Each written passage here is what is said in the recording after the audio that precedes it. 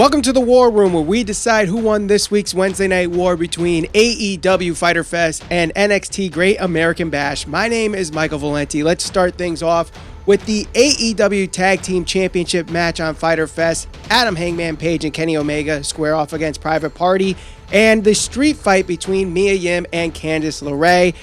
Obviously, we get a retention here with Kenny Omega and Adam Hangman Page, and I gotta be honest with you, I don't know where they were going with this match. I felt like there was no sense of direction, and Rick Knox having no authority to the tag team rules really took me out of this match. This match could have been a lot better, and it was just kind of mediocre at best. However, the direction with Mia Yim and Candice LeRae was obviously there. Their chemistry was very, very good. There were some very dangerous spots in this matchup, including one where Candice LeRae was flipped over through a table from the platform where the cameras are set up. And then the finish obviously was very dangerous, where a swinging neck breaker from LeRae onto Mia Yim landed onto a pile of chairs. So LeRae gets the win, big win for her, and a tag team retention where there wasn't really a sense of separation between Adam Hangman Page and Kenny Omega. That I wish there could have been something there like we saw last week, but obviously nothing there. So opening match goes to NXT. Now we head to the next matches, which was Lance Archer versus Joey Janela and Bronson Reed versus Tony Nese. Now, Lance Archer versus Joey Janela, I thought this match was very good, and I think the story told here was pretty good, where Janela, despite his size, he never gives up. Archer just keeps throwing him all over the place, doing a great job there. You have Jake Roberts arguing with the referee, which helps Janela get a blindside shot, and Sonny Kiss getting a shot in at Lance Archer that made you think that maybe Janela could sneak in a win here. Obviously, that wasn't the case, where Archer does get the win over Janela.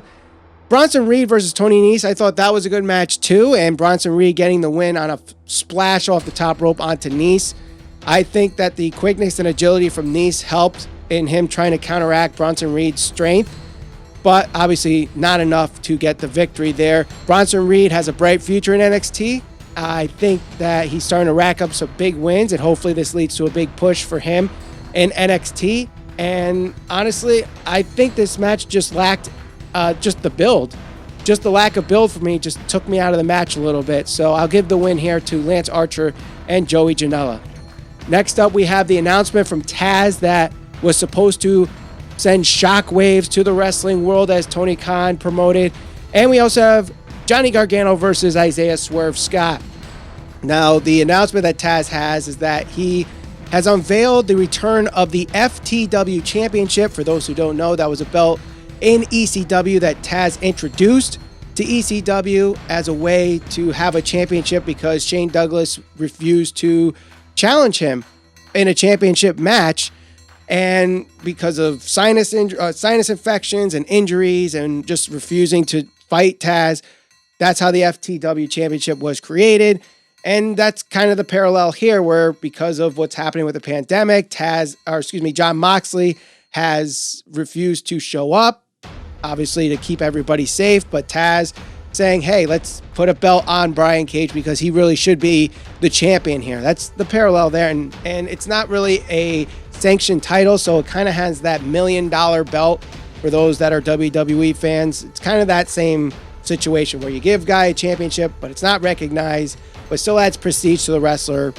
So that's what that is. Did it send shockwaves like Tony Khan said it would? Not really, but it's still a cool moment.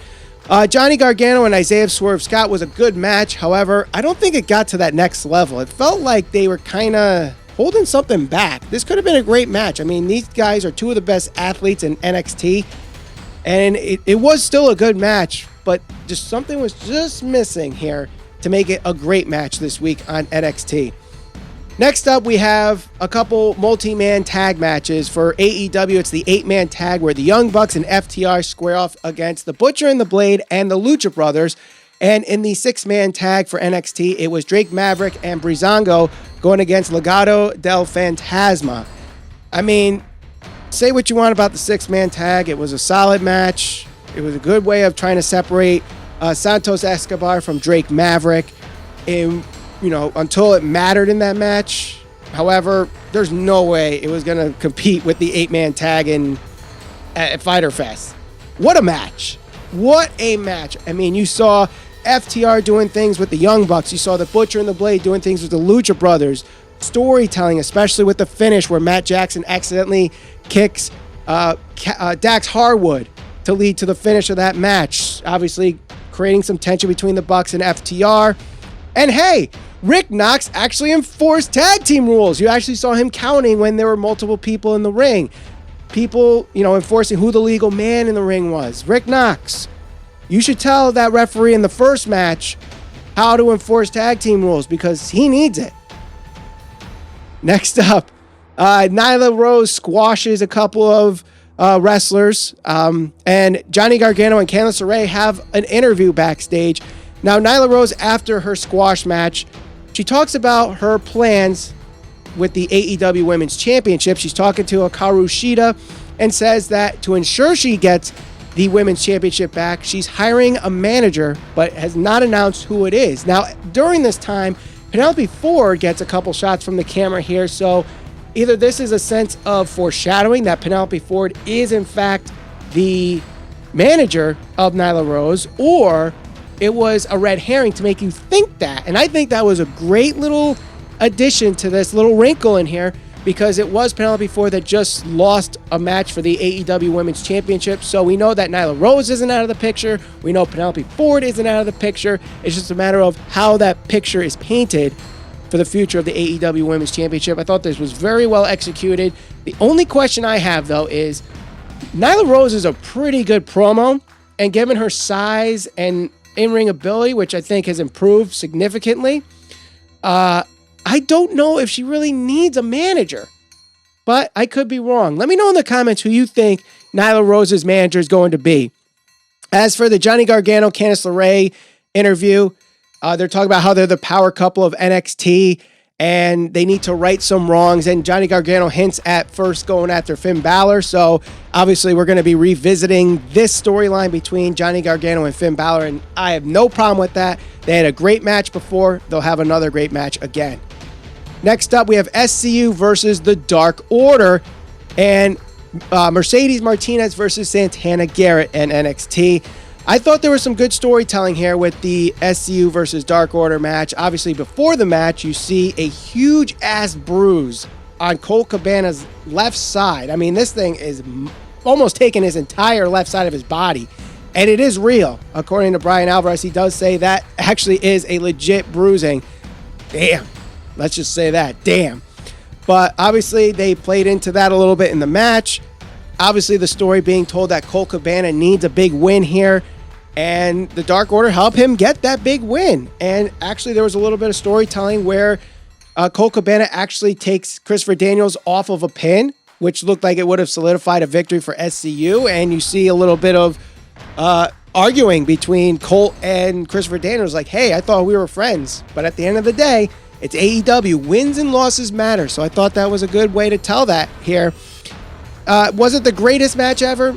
No, but the storytelling was definitely there, and it makes you want to see what happens next with Colt Cabana and the Dark Order. Mercedes Martinez and Santana Garrett was just simply a little bit of an extended squash match. Mercedes Martinez looked good in her return to NXT. Santana Garrett, she looked good in her few moments to get a little bit of shine in this match. Both of them have bright futures in NXT. I like both of them. I can't wait to see more of them and help build the women's division up again in NXT. Main event time. Holy crap. We got two great main events for Fyter Fest and Great American Bash. For Fyter Fest, it was Orange Cassidy versus Chris Jericho. And NXT had the winner-take-all match where Keith Lee, as North American champion, faced off against Adam Cole, the NXT champion. Yes, both of these matches delivered. They told the story of one not willing to give up, not willing to quit, doing what they can, a sense of pride, if you will. However, we got two different results. Chris Jericho ends up getting the victory over Orange Cassidy with a quick Judas effect after Orange Cassidy trying to get the Superman punch onto Chris Jericho. I thought that was a really great finish. The Judas effect, I know people don't like the Judas effect, but it works as a finisher because you never know when it's coming, but when it comes, the match is over. That's what a finisher is supposed to be, and I loved it. Great match, great match, and Keith Lee versus Adam Cole, they went toe-to-toe with this match.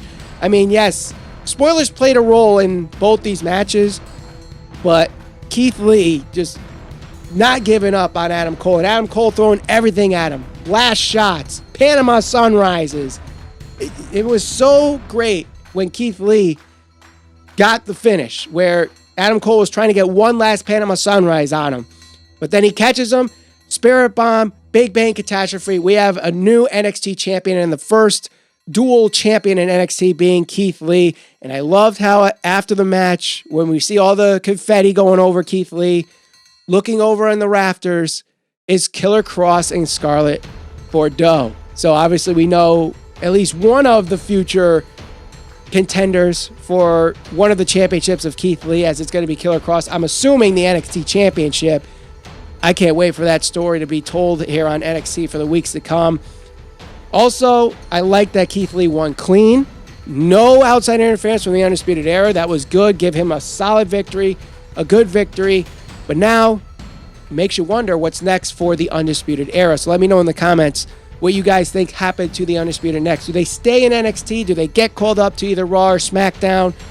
Do they go after a different title? I don't know. I mean, they're kind of in limbo. I mean, there was the rumors of Adam Cole leaving NXT, becoming a free agent. Now, I'm pretty sure those rumors have been debunked. It seems like the report was he actually signed a contract over the winter. So he is staying in at least NXT for the immediate future. This makes you wonder what's next, though, for the Undisputed Era. Now, before we get to my decision on who won this week's Wednesday Night War, let's talk about the ratings. AEW Dynamite and NXT are both down this week in both ratings and total viewership.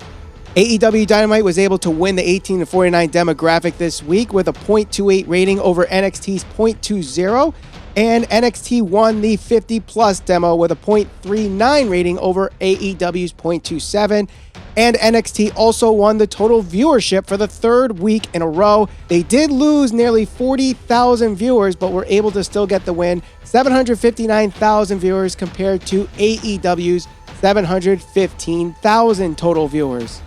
Well, I mean, I will say this. Both shows had their peaks and both shows had their valleys in this. AEW Dynamite had some amazing matches with the 8-man tag and the main event, but there were a couple of lulls that I think they didn't really capitalize on. Obviously, the Taz announcement didn't exactly send shockwaves like they promoted. NXT, I thought, had a great show last week, and they absolutely missed the momentum again this week. There were a lot of thrown together matches. Obviously, the winner-take-all match did deliver. The Mia Yim versus Candice LeRae match delivered. Those matches with build. But then it was sandwiched with a lot of stuff that just seemed like it was just thrown together just to fill 2 hours. So this week, the win goes to AEW Dynamite. Let me know in the comments which show you thought was better. Don't forget to share us all over social media. We're on Facebook, Instagram, and Twitter at SCPB Podcast. And for news, reviews, and conversations on all things pro wrestling, subscribe. Hit that bell for notifications. My name is Michael Valenti. Thank you for watching the Squared Circle Psychobabble.